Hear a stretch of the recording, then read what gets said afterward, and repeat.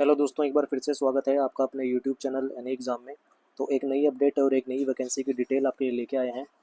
तो बीएसएफ की तरफ से हेड कांस्टेबल और सब इंस्पेक्टर की जो वैकेंसीज़ हैं, टोटल पोस्ट हैं 1526 की। जो ऑफिशियल नोटिफिकेशन है वो आउट की गई है।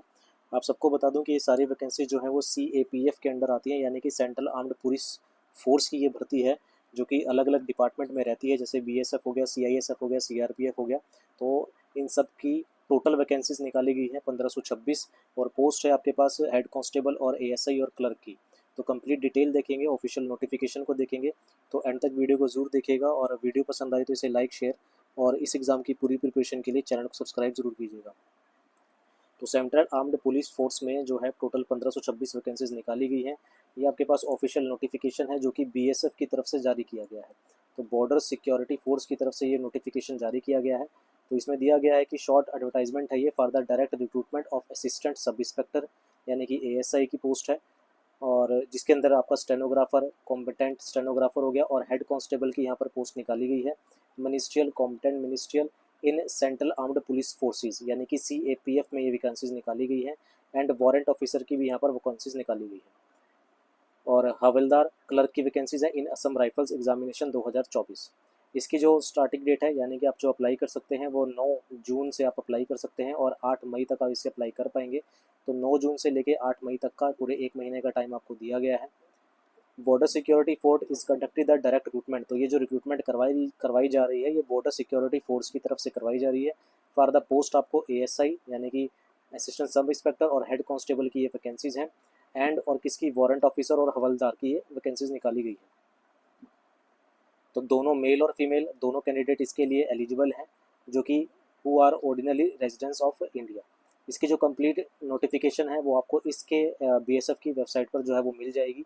आगे बात करते हैं नंबर ऑफ पोस्ट के बारे में। तो ASI यानी कि असिस्टेंट सब इंस्पेक्टर की अगर बात करें, स्टेनोग्राफर, कॉम्बटेंट स्टेनोग्राफर की जो वैकेंसीज हैं, और वारंट ऑफिसर पर्सनल असिस्टेंट की वैकेंसीज हैं।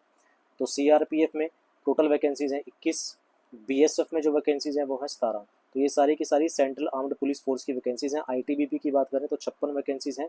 CISF में अगर बात करें तो 140 वैकेंसीज निकाली गई हैं सब इंस्पेक्टर की, ASI की।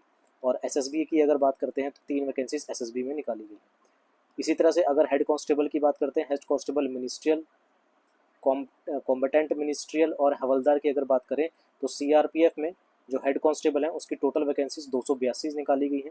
BSF में 302 वैकेंसीज हैं। ITBP में 163 वैकेंसी का नोटिफिकेशन है, और CISF में 496 वैकेंसीज निकाली गई है। SSB की बात करें तो 5 वैकेंसीज हैं, और AR में आपके पास 35 वैकेंसीज यहाँ पर निकाली गई है। इनकी अगर मैं बात करूँ तो टोटल वैकेंसीज जो हैं आपका ASI की जो टोटल वैकेंसीज हैं, अगर बात करें ASI की, यानी कि असिस्टेंट सब इंस्पेक्टर की अगर बात करते हैं, तो ASI की टोटल वैकेंसी जो है वो 243 निकाली गई हैं। और हेड कांस्टेबल की जो वैकेंसीज हैं टोटल वो निकाली गई हैं कितनी, आपके पास 1283 वैकेंसीज यहाँ पर निकाली गई हैं। और दोनों के लिए जो एजुकेशन क्वालिफिकेशन है वो 12th पास रहती है। सबसे अच्छी बात यह है कि आप चाहे ASI के लिए भरें चाहे हेड कांस्टेबल के लिए भरें, इन दोनों की जो एजुकेशन क्वालिफिकेशन है वो 12th पास रहेगी। साथ ही साथ अगर आपने कोई ग्रेजुएशन कर रखी है वो तो 12th पास कम से कम रहेगी। मिनिमम क्वालिफिकेशन 12th पास रखी गई है। Number of vacancies given above the tentative end में इंक्रीज और डिक्रीज करी जा सकती हैं। 10% vacancies are earmarked for ex serviceman के लिए मार्क की गई हैं 10% वैकेंसीज। इसकी जो डिटेल नोटिफिकेशन है वो आपको इनकी ऑफिशियल वेबसाइट पर मिल जाएगी 9 जून को। 9 जून से लेकर आप 8 मई तक आप इसे अप्लाई कर सकते हैं। अब बात करते हैं, मैंने आपको एजुकेशन क्वालिफिकेशन बता दी और किस डिपार्टमेंट में कितनी वैकेंसीज हैं वो बता दी। एज लिमिट की अगर हम बात करते हैं,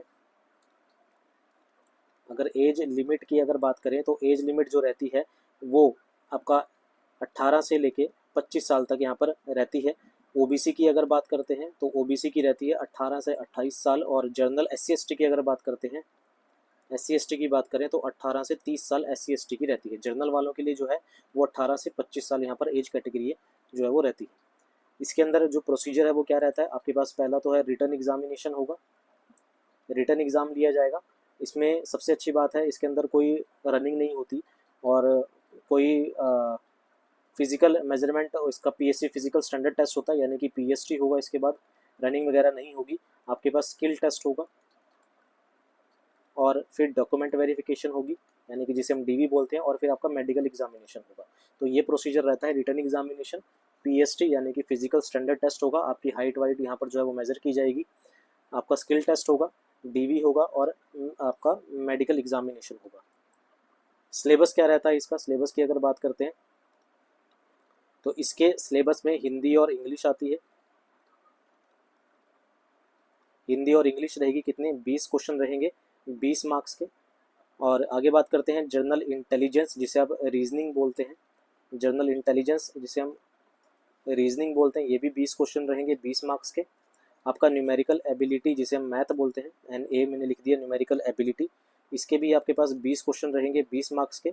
आपके पास क्लरिकल एप्टीट्यूड, ये भी मैथ की तरह ही रहता है, क्लरिकल एप्टीट्यूड रहेगा, ये भी 20 क्वेश्चन रहेंगे 20 मार्क्स के।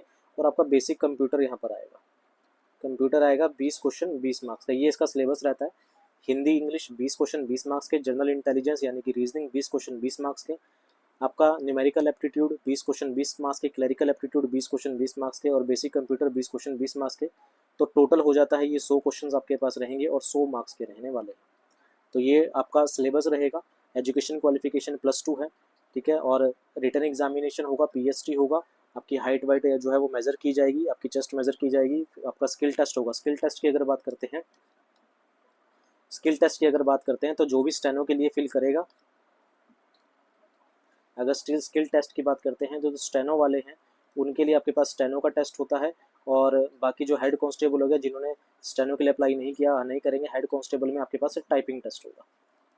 इसमें क्या होगा? टाइपिंग टेस्ट होगा।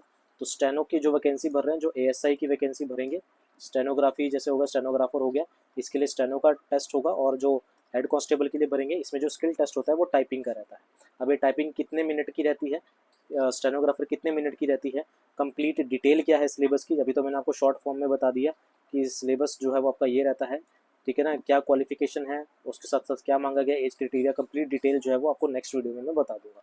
तो ये डिटेल, ये शॉर्ट नोटिफिकेशन है BSF में, BSF की तरफ से ये नोटिफिकेशन जारी किया गया है CAPF का, यानी कि सेंट्रल आर्म्ड पुलिस फोर्स का। एक बार फिर से बता दूं, टोटल नंबर ऑफ वैकेंसीज जो है वो ASI की 243 है, हेड कांस्टेबल की 1283 वैकेंसी यहाँ पर निकाली गई है। अलग अलग डिपार्टमेंट्स हैं, CA CRPF BSF ITBP CISA, तो जिस डिपार्टमेंट में आप इंटरेस्टेड हैं उस डिपार्टमेंट में आप वैकेंसी जो है वो फिल कर सकते हैं।